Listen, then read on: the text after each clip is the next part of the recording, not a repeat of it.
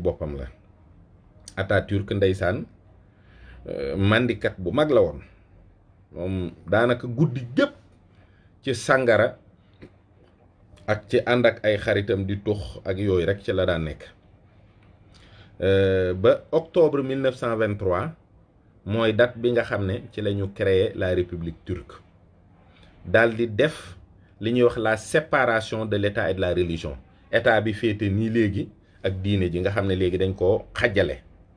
1924 ci la Turquie daal di jeexal li ñuy wax lu ñuy wax xalifa l'islam ci la jeex tàkk. ba noppi li nga xam ne mooy atteb l'islam bi tribunaux yi maanaam fi ñu daan atte yépp nga xam ne ay ulama yu mag ñoo fa ne woon tëj ko. tëjit daara yi maanaam fépp fu ñu daan jàngale alxuraan dañ ko. 1925 Atatürk tere tariqa yi rawatina tariqa bi ñuy wax derviche tourneur yi. Coran alquranul karim mu traduire ko en turc nga xam ne baatinub arab bi sax moom soxlawu ko ci moom dane nañ ko firi rek ci turc noonu nga xam ne ci dëgg-dëgg moom maanaam ci yàq lislaam rek ci la ne. mu tere xaftaan ak feez ba pare ñi nga xam ne ci bim ko teree sol nañ fi ay xaftaan ak i feez am na ci ñoo xam ne daf leen a rey dañ leen a condamné à mort ñu rey leen. 1934 mu daldi nag soppi jumaa ji nga xam ne mooy Hagia Sophia def ko léegi musée mu nekk loo xam ne dina dafa nekk le symbole de la laïcité. lu neex a comprendre la nag puisque moom bon waxuma ay détails la sax appartenance bokk gi mu bokk ci loge maçonnique yeeg dem ne yi nga xam ne moom la doon fréquenté yooyu yëpp ay détails la yoo xam ne moom moo koy motiver ci lii muy def. ak mortat gi mu mortat nga xam ne Moustapha ji rek mooy jullit waaye li ci des lépp moom kuy xeex l'islam la loolu dafa leer. waaye puisque ñi nekk ci ginnaawam dëgg-dëgg li leen yitteel mooy màbb catholicisme ak màbb l'islam te moom mënul wëlbatiku carrément boo ne basilique doon ab juma mu def ko synagogue lay gën mooy mu def ko loo xam ne maanaam diine dootu ko jariñoo muy l'islam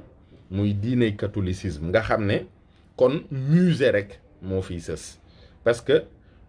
muy maraan yi nga xam ne ñoo nekkoon ci Europe wala muy dëmne yi nga xam ne diggante Thessalonique lañ nekk ak Salonique ak biir Turquie ñoom ñëpp biir gi ay yahud lañu waaye biti bi ak kaw gi ay turu catholique lañu yor ak i turu jullit dëmne yi sax xale yi ci mësoon a bokk boo juddoo dañu lay nëbb dëgg-dëgg lu nekk ci biir histoire bi ba nga majeur parce que secret bi ñu doon denc mooy gëmuñu diiney l'islam ji nga xam ne dañ ciy dugg.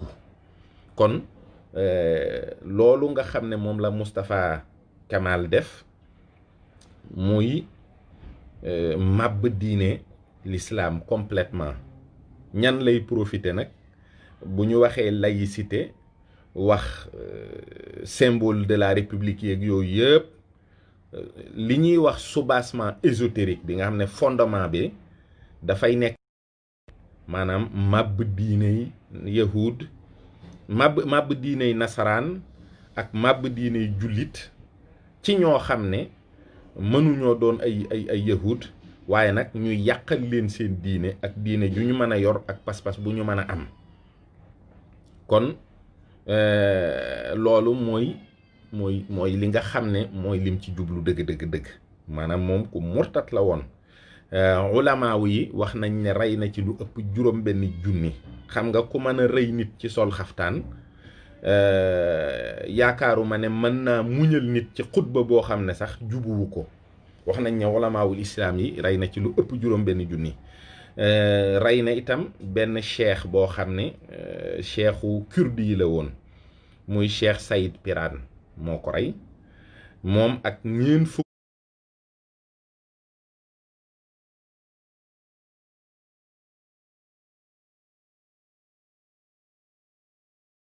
ak juróom-ñaar ci ña nga xam ne ñoo gënoon a sës ci moom gën ko jege kon li nga xam ne mooy processusu deret ju baree ba nag moom la mu jëkk a def mooy mbooleem opposant yi mu amoon da leen a condamné à des peines de mort dañ leen a rey boole ko ak ñoo xam ne itam ay nitu politique lañ woon ak nitu diine mu condamné leen à de très lourdes peines 1934 nag la digal Turquie yi par force léegi ñuy am sant comme européens yi boobu amuñu woon ay sant turu naar yi sant amu ci woon ba noppi daal di jël bosam moom def ko Atatürk mooy baayu Turquie yi jël ay statue yu dul jeex yoo xam ne yu jëmmam la tasaare ko ci biir dëkk bi nga xam ne ba léegi loolu foo dem ci biir Turquie da nga koy gis mooy jëmmi boppam ci ba yàlla dogal mu faatu le 10 décembre 1938 la yërëm ko ba ma ko ñaanal dara lu baax ndax ku màbb lislaam la ku xeex lislaam la ku yàq lislaam la ci biir réew moo xam ne jeexiti xilaaf ak islaam bi mujj ci kaw suuf fala nekkoon waaye boo xoolee ci diggante bi rek diggante jeexitu première guerre mondiale bi 1919 ba 1938 bii muy faatu li mu yàq ci lislaam yaakaaruma benn yoon ne am na bindeef boo xam ne yàq na lu toll noonu ci lislaam yaakaaruma ko man waaw Turquie nag fi yàlla dogal mu nekk fa nga xam ne dafa nekk diggante Europe ak Asie ak Afrique rôle bi nga xam ne moom lay jouer ci géopolitique mondiale bi mooy day mel ni kenn mënu koo teggi parce que guerru Syrie bi gis ngeen jihadiste français yi doon dem yëpp Turquie lañ doon jaar loolu accusé nañ ci Erdogan ci lu ne wax nañ ko ci wax ju ñaaw ju ne digganteem ak Russie tamit demoon na ba naqari mais xam nga Russie mënta bàyyi Turquie parce que bu njëkk lenn ci biir Russie bokkoon mais Turquie ci boppam destination touristique bi njëkk ci Russie mooy Turquie ñoom ku ciy dem vacances it fa ngay dem li ci desit mooy fruits et légumes maanaam Turquie moo koy fàggul Russie moom moo leen koy jaay relation yi nga xam ne itam ñoo am diggante arabe yi ak Turquie yi léeg-léeg histoire dina dogal mu neex léeg-léeg it histoire dina dogal mu naqari ndax gannaaw Turquie yi dañoo yilifoon l'islam ba ndax l'islam bu juddoo ci Hijaz bi kilifteefam dem Constantinople loolu day am nu mu mel ci arab yi diiru Turquie di yilif l'islam arab yi amuñu lu leen neex moo tax bi tubaab yi ñëwee wax leen ne leen fippu leen bu ngeen ko defee dinañ leen wutal benn dawlatu bu mag ñoom dañoo daal di d'accord waaye li wér te wóor mooy duñu mën a tàggoo ndax bokk gi ñu bokk benn diine waaye position yi moom nekkul lu fixe te it mi nga aju ci intérêt yi nga xam ne ñoom la ñuy am ndax Turquie bu amee ay relation yu baax ak Russie nekkul ne forcément loolu luy neex dëkk bu mel ni Allemagne la parce que Allemagne am na 3 millions de Turcs yoo xam ne ña nga fa dëkk donc problème yu mel noonu dafa nekk ci diggante Allemagne ak Turquie ak Russie ak Chine ak Amérique selon ñi nga xam ne ñoom la ñuy amal ay relation waaye pour mooy lii Erdogan def nga xam ne maanaam dafa jëlaat Sainte Sophie def ko jumaa ci 2020 nga xam ne ñu ngi ci guerre mondiale te wax dëgg yàlla ba guerre mondiale amee Turquie nekkoon ci biir sultanaawu islam bi mujj yàlla dogal mu daanu loola feeñ na ci monde islamique bi yépp ndax gannaaw gi bi loolu amee xam ngeen ne ci la Irak juddu ak Iran ak Cisjordanie ak Jordanie ak Syrie ak yooyu yépp da ngay xam rek kon ne wor yooyu nga xam ne moo tax sultanat bi daanu ba réew yooyu juddu moo indi jeexit yi nga xam ne ba léegi kenn mënu koo lijjanti fi mu toll nii mooy surtout problème bu mel ni problème mu Palestine parce que Palestine ba ñuy séddale ci accord Sykes-Picot yi dañ koo jël teg ko ci loxo Angleterre mu nekk li ñuy wax sous mandat britannique fekk na amoon na loo xam ne moom la ñuy wax la déclaration de Balfour parce que juifs yi ñoo financé la première guerre mondiale yahud yi anglais yi dig leen ne leen li ngeen bëgg dinañ ko def mooy dinañu projet sioniste yi ngeen am yépp dina sotti te looloo tax Israël juddu léegi nag bu Israël juddoo ñuy dem ba léegi ñu ne nouvel ordre mondial dafa am te li ñu bëgg bu ñu sañoon Israël mooy nekk capitalu àddina Erdogan yi jëlaat Sainte Sophie def ko jumaa ñu nodd fa ñu liqaam fa ñu xutba fa ñu julli fa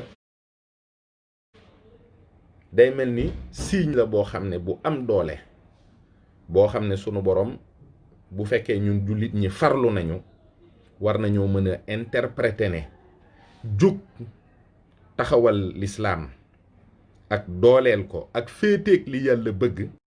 dafay gën fuuf ak bennoo ak jullit ñi loolu lu am solo lay doon ci biir dégg-dégg boobu maanaam jullit ñi ñoom bépp réew boo xam ne réewu l'islam la te sa relation ak Turquie rafetul wala leerul kon mën na am sax position bi ngay jël arrangé wul l'islam parce que nag mbër mii dëgg-dëgg il faut reconnaître que décision yi muy jël ndax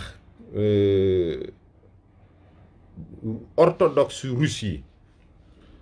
affaire bi naqari na leen te ñoom ay catholique lañu ndax xam nañu ne mosquée Sainte Sophie moom mënatu la doon église naqari na aussi ay réew yoo xam ne symbole laïcité ak symbole franc-maçonnerie ak nouvel ordre mondial daf leen a soxal lool te mosquée la boo xam ne économiquement dafay am lu mu sacrifier ci biir Turquie. muy nekk musée da doon am 3 millions de visiteurs par an kon bu ñu xëyee def ko jumaa am na sacrifice économique bu mag boo xam ne Erdogan def na ko dogal bi nag naqariwul waa réewam neex na leen te loolu ndax kon day wane ne Atatürk la jëmbatoon ci xolu Turki yi yàlla mi ngi koy rey kon nag yàlla na yàlla naatal xolu jullit ñi ci l'islam surtout Turki yi ba ñu comprendre aussi signal bi ak jullit yi nekk dans le Moyen-Orient muy ñi nga xam ne am nañ ci ñoom yaakaar am nañu yaakaar ci Iran am nañu yaakaar ci yeneen dëkk xëy na ña nga xam ne mooy ay Arabie Saoudite ak yooyu nañu waroon a taxawee wuñ ko parce que tey réew yu bari réewu l'islam yi yépp dañoo waroon a yónnee ay délégation démb bu fekkoon ne ay catholique ñoo koy def wala mu fekkoon tey réunion franc-maçon la wala réunion leneen la délégation internationale yi kenn du xam ni muy toll tey kon jullit ñi waroon nañu démb